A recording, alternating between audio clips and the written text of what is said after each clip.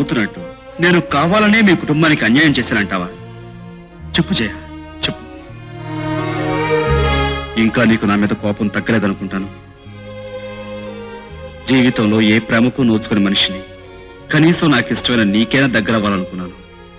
ఆ అదృష్టం కూడా లేదని అర్థమవుతుంది. పూజించే దేవతే శపిస్తే భక్తుడికి ఇంకా దిక్కెవరు? వెళ్ళిపోతాను జయ, వెళ్ళిపోతాను.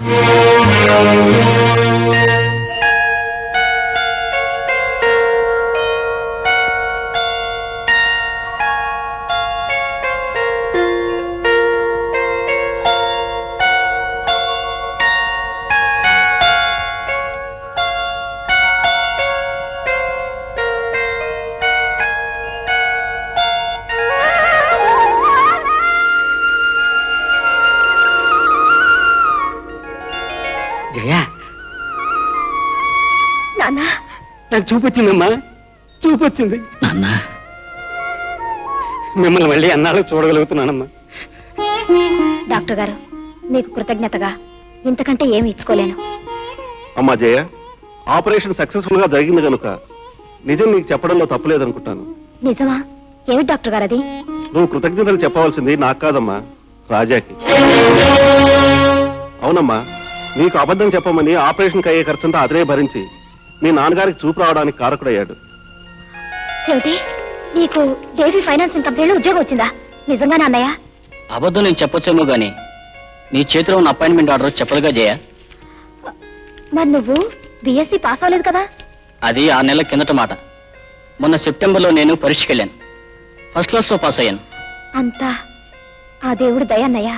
దేవుడి దయ అయితే ఎప్పట్లాగా గాలికి తిరుగుతుండేవాడిని. ఇది నాలో ఒక మంచి మనిషి తెచ్చిన మార్పు. మీరందరూ బాగుపడన్నయ్యా అని తిడుతూ ఉంటే నా కోపం వచ్చింది. అతను అర్థం ఏంటంటే చెప్పడం వల్ల నాలో ఆలోచన వచ్చింది. ఆ ఆలోచనతో నన్ను నేను ఆత్మవిమర్శ చేసుకున్నాను. నా బ్రతుకు నేను బాగు చేసుకోవాలని నిర్ణయించుకున్నాను. ఆ మనిషి ఎవరో తెలుసా అమ్మా? రాజా.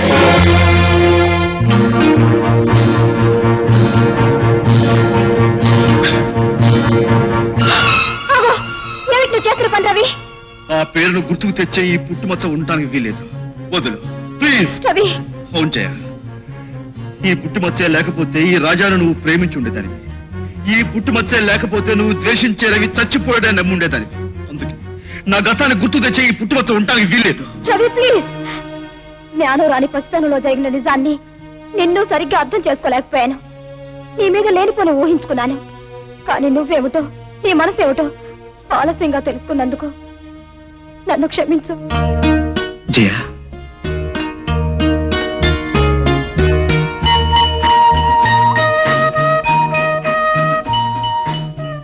నా మనసులోని ఆశకు గుర్తు ఈ గులాబీ.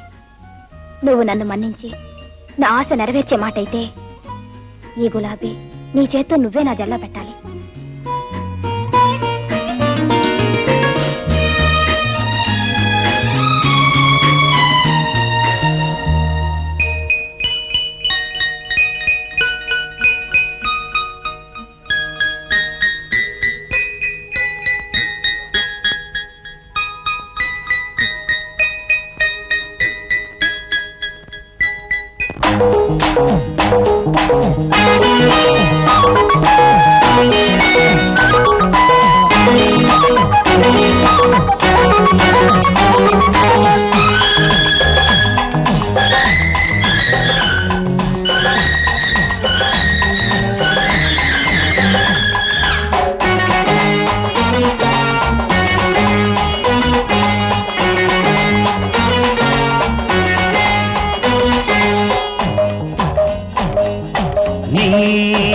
చిలిపి కాళ్ళ మీద నీ చీరగళ్ళ మీద కాస్త పైన ఇంకాస్త పైన అదే అదే నీ కన్నె మనసు, అదే అదే నీ కన్నె మనసు, అదేలే నాకు మనసు, అదేలే నాకు మనసు.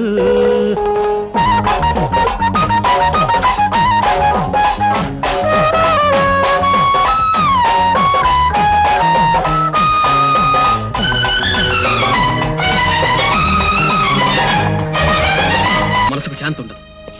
శేఖర్, ఎన్నో ఏళ్ల క్రితం దూరం అయిపోయిన మీ అన్నయ్య మీద ఇప్పటికీ నీకింత అభిమానం, గౌరవం ఉండటం చాలా గొప్ప విషయం. నీ మనసుకు నచ్చని నాలాంటి వాడిని నీ మనసులో ఉన్న మీ అన్నయ్యతో పోలిస్తే నువ్వు ఒప్పుకోకపోవడం తప్పు కాదు. గుడ్.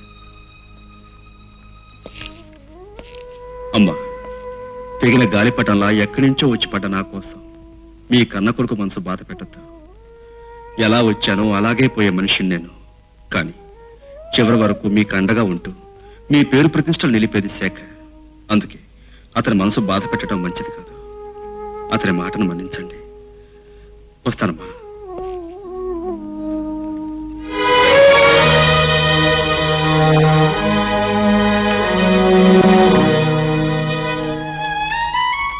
శారద, కొన్ని బాధలను భరించాలని నుదుట రాసి ఉంటే మనం ఏం చేయలేం. ఆ బాధను దిగమింగటం తప్ప.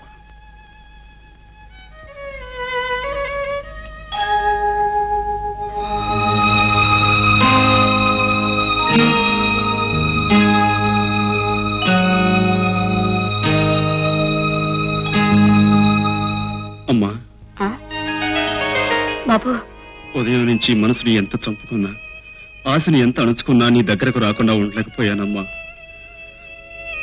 అమ్మ చేత్తో పెడితే తినే అదృష్టాన్ని ఎన్నో ఏళ్ల క్రితం పోగొట్టుకున్నా నేను మళ్ళీ పొందాలని ఇలా వచ్చానమ్మా. ఏదమ్మా, నీ చేత్తో చేసిన తీపి నాకు తినిపించవు? తప్పకుండా బాబు, తప్పకుండా. పొద్దున్న వెళ్ళిన దగ్గర నుంచి నాలో నేనెంత కుమిలిపోయానో తెలుసా? కానీ చిన్నవాడి మనసు కష్టపెట్టడం ఇష్టం లేకే నోరు మూసుకూరుకున్నాను. మళ్ళీ నువ్వే వచ్చావు. చాలా సంతోషం బాబు. ఉండు బాబు, తెస్తానుండు.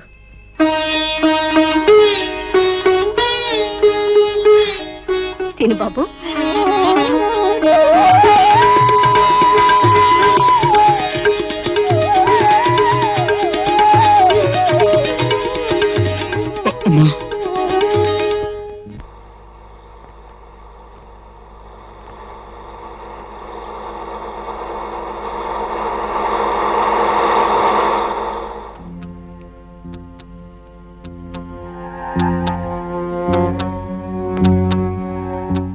ఏంటి గురుగారు, పిల్లలంతా బాగున్నారా?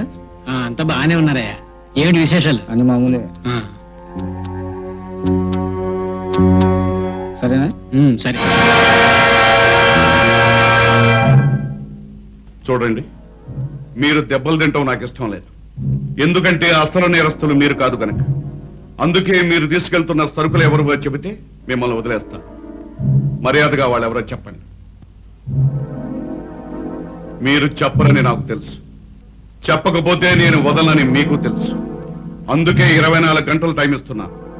మీరు గనక చెప్పకపోయారో జీవితంలో ఎప్పుడూ అనుభవించినటువంటి చిత్రహింసలు అనుభవిస్తారు.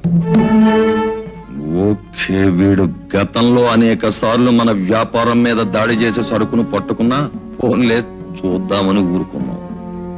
ఇప్పుడు వీడే మనంతా చూసేటట్టున్నాడు. ఓకే, నువ్వు ఇలా ఆవేశపడితే ఆయాసం తప్ప ప్రయోజనం ఏమీ లేదు. అర్జెంటుగా నువ్వు సెటప్ ఆలోచించాలి.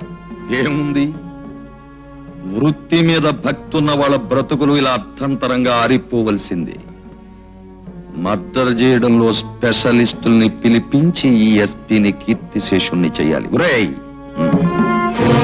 వాడు మామూలు మనిషి కాదు, జాగ్రత్త.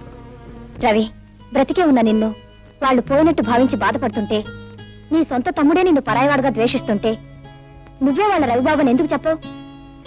నాకు తెలిసిన నిజాన్ని వాళ్ళకు కూడా తెలియజేస్తే ఆ కన్నవాళ్ళు ఎంత సంతోషిస్తారు. లేదు జయ, నా గురించి నిజం తెలిస్తే వాళ్ళు ఆనందించరు సరికదా, నన్ను అసహ్యించుకుంటారు. రవి, అవును జయ, ఆ రోజు ప్రవాహంలో కొట్టుకుపోయిన నేను కలకత్తాలో భూపాల్ అనే పేరు పడ్డ పెద్ద స్మగ్లర్కి దొరికాను. అతని నీడలో కాళిదాస్ అనే గూండాగా ఎదిగాను.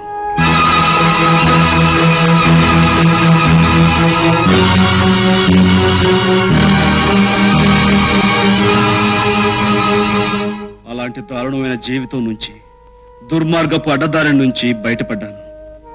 ఆ కసాయివాడైన కాళిదాసు చరిత్రకు నిప్పు పెట్టి రాజాగా కొత్త జీవితం ప్రారంభించాను. జయ, నేరస్తుల పాలటి సింహస్వప్నంలా బ్రతికే మా నాన్నగారు తన కన్న కొడుకు ఒక నేరస్తుడని తెలిస్తే తట్టుకోగలడా? అన్నయ్య అంటే అనురాగం అభిమానం ఉన్న నా తమ్ముడు చెల్లి వాళ్ళ అన్నయ్య ఒక గూండాన్ని తెలిస్తే సహించగలరా? దయ కరుణ మమతలకు మరో రూపమైన నా తల్లి తన కన్న కొడుకు ఒక గజ దొంగని తెలిస్తే భరించగలదా? లేదు జయ, లేదు. వాళ్ళిప్పుడు రవి పోయినందుకే బాధపడుతున్నారు. నా గతం తెలిస్తే రవి ఎందుకు బతికున్నాడా అని బాధపడతారు. అందుకే ఈ నిజం వాళ్ళకి తెలియటానికి వీల్లేదు. అయితే వాళ్ళకి దగ్గరగా ఉంటూ వాళ్ళ బాధను చూస్తూ వాళ్ళకి నిజం చెప్పలేక నీలో నువ్వు అనుక్షణం బాధపడే కంటే ఎక్కడికైనా దూరంగా వెళ్ళిపోవచ్చుగా. తల్లిదండ్రుల ప్రేమకు నోచుకొని నేను కనీసం వాళ్ళని కళ్ళతోనైనా చూసుకుని తృప్తి పడదామని కొంటున్నాను. పైగా ఎవరో దుర్మార్గులు వృత్తిని నమ్ముకున్న నా తండ్రిని చంపాలని ప్రయత్నిస్తున్నారు. ఆయనకి ఏ ప్రమాదం జరగకుండా నీడలాగా అనుక్షణం ఆయన కాపాడుకోవాలని ఇక్కడ ఉంటున్నాను. జయ, నేను నిన్ను అడిగేది ఒకటే. ఏమిటి రాజా? నేను రవినన్న నిజం నీకు తప్ప మరెవరికి తెలియకూడదు. తప్పకుండా. నర్సిగా ఏంటి గురు? చేపలాగా మందు కొట్టడానికి కాదురా ధర్మరాజు మనకు డబ్బిచ్చింది. ఆ ఎస్పీ గారిని ఇక్కడ రప్పించి చావు కొట్టడానికి. అయితే ఎస్పీకి ఫోన్ కొట్టినా గురు. చేయి.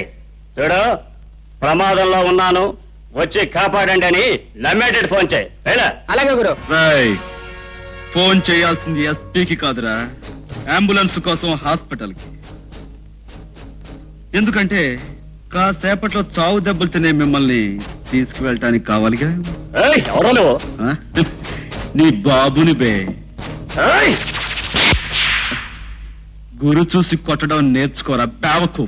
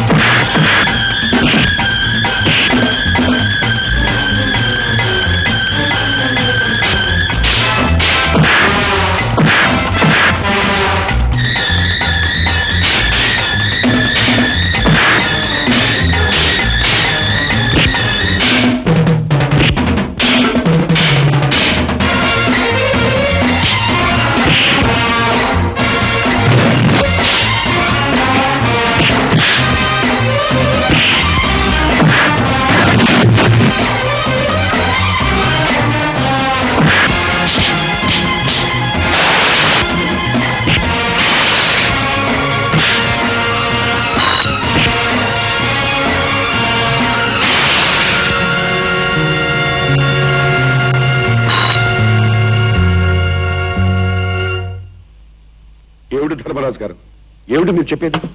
ఏం చెప్పమంటారు ఎస్పీ గారు?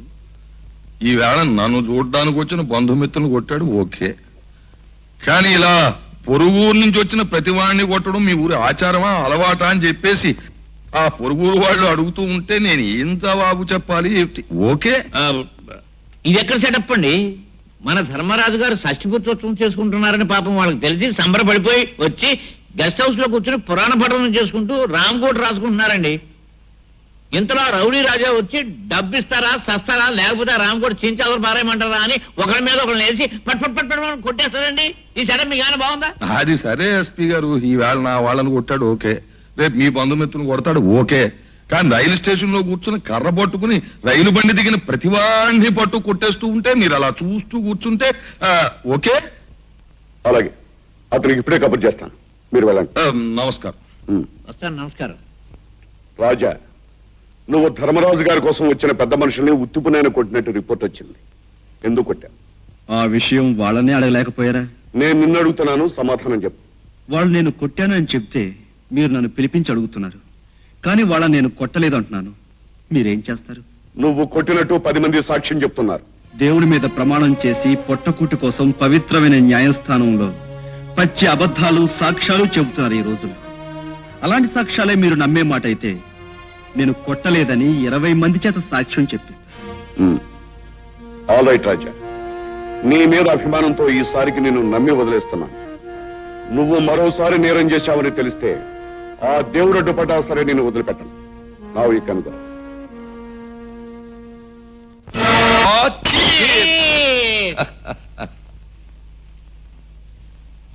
ఆ ఎస్పీ గారిని ఆ రాజా మీద ఉసుగొలిపేసి మనం తప్పేసుకున్నాం.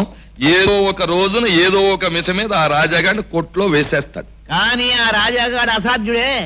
ఈ నాటకం నడిపించింది నువ్వేనని తెలిస్తే వాడు నీ మీద పడి నీ చెయ్యి వంచేసి నీ కాలు విరిచేసి నీ కన్ను పొడి చేసి చిచ్చి నోర్మై, ఎంతసేపు నువ్వు నువ్వు నువ్వు అని నా గురించే మాట్లాడతానే. ఇందులో నీకు భాగం ఉంది. ఒకవేళ ఆ రాజాగాడికి అలాంటి దౌర్భాగ్యపు సంకల్పమే కలిగితే ముందుగా నీ ఇంటికి వచ్చి నీ పనే పట్టేస్తాడు. అసలు పిట్ట పెర్సలాంటి కదా నీకు. అలా అని విర్రవీగిన పురాణాల్లోని ప్రతి రాక్షసుడి పని పట్టాడు ఆ దేవుడు తెలుసా? ఇలా వచ్చేవంట రాజా? నేను ఇందాక చెప్పిన కార్యక్రమాన్ని అమలు చేయడానికి వచ్చాడు. నువ్వు చెప్పు రాజా. స్టేషన్లో రౌడీలను అడ్డు పెట్టుకుని మీరు ఆడిన నాటకానికి అభినందనలు తెలియచేద్దామని. అంటే మాటలతోనా చేతలతోనా? నువ్వు చెప్పు రాజా. ప్రస్తుతానికి మాటలతోనే. ధర్మరాజు, ఆ రౌడీలని ఎవరు పిలిపించారో ఎందుకు పిలిపించారో నాకు తెలుసు. చూడు, ఆ ఎస్పీ గారికి మళ్ళీ ఎవరైనా ఏదైనా హాని చేయాలని ప్రయత్నించారో వాళ్ళ ప్రాణాలు తీసి శవాన్ని ముక్కలు ముక్కలుగా నరికి కుక్కలకు నక్కలకు పడేస్తాం. ప్రత్యేకించి ఆ విషయం నువ్వు తెలుసుకుంటే మంచిది. నువ్వు కూడా. ఓకే, ఏమీ లాభం లేదు. ఇమీడియట్ గా ముందు నేను హైదరాబాద్ వెళ్ళిపోయి ఎస్పీ గారి సంగతి చూసి ఆ తర్వాత వీడు ఆట కట్టించాలి. పోయి మందు. ఏమిటి అన్నరాజు బావా, హైదరాబాద్ నుంచి వచ్చిన అర్జెంట్ గా రమ్మని నాకు ఫోన్ చేశావు. నీ మంత్రి బాబు పదం ఏమైనా పోయిందేంటి? ఎంతసేపు మా బావకు బడి ఏడుస్తావే తప్ప ఆ రాజాగాడు పోవాలి ఎస్పీ గారు పోవాలని ఏడవచ్చు కదా. సర్లేవయ్యా, ఏదో మాట వరుసగా అన్నాను కానీ అలా గిలగిలాడిపోతావేమిటి? ఏమిటి అసలు విషయం? ఏమీ లేదు. ఆ అసలు సిసలు డెకాయిటీ శేషుగాడు కోసం నేను అక్కడ అనుకోకుండా నాకు అదృష్టం ఎదురైంది. ఏమిటయ్యో? ఆ అదృష్టం పేరు కాశీరాం. కాశీరాం, ఇతనే కాశీరాం. బావా, గారిడి వాడు బొట్టులోంచి చెవల పిల్లని చేసినట్టు ఇతను ఎక్కడి నుంచి తీసుకొచ్చావయ్యా? ఈ కాశీరాం ఆ రాజాగాడి పాత జీవితానికి ప్రత్యక్ష సాక్షి. ఈ ఆల్బమ్ ఆ రాజాగాడి గత బ్రతుక్కి ఆగ్నేయాస్త్రం. ఈ ఆల్బమ్ మన చేతిలో ఉండగా ఆ రాజాగాడిని పామును పట్టి ఆడించినట్టు ఆడించవచ్చు. కావాలంటే నువ్వు చూడు ఈ ఆల్బమ్.